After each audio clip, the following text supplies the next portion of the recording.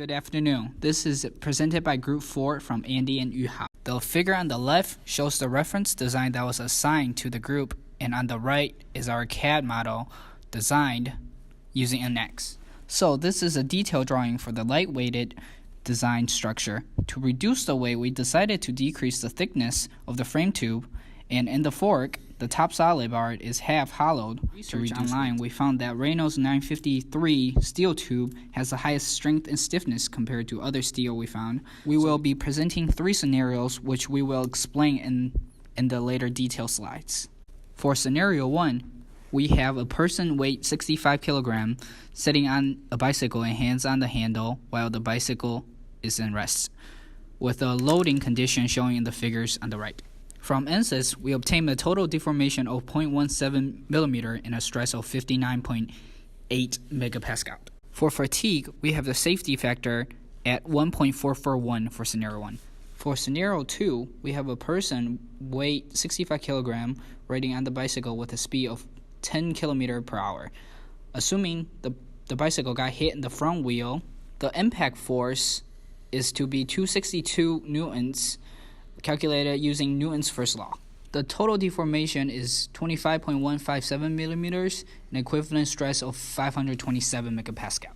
A safety factor of 0.16. For scenario 3, we have a person weight 65 kilograms sitting on the bicycle got hit by an object in the back wheel at a speed of 15 kilometers per hour.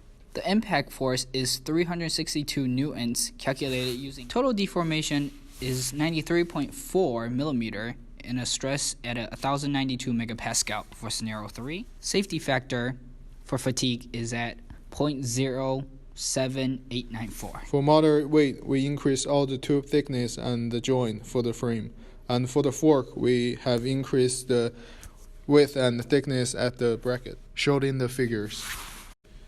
We apply the same load conditions for the same scenarios. So for scenario 1, the total deformation is 0.035 millimeters, and the stress is 25.8 megapascal.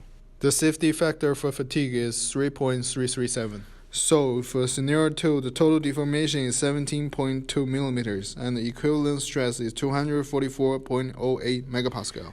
The safety factor for fatigue is 0.353. For scenario 3, the total deformation is 84.8 millimeters, and the equivalent stress is 1887.8 megapascal.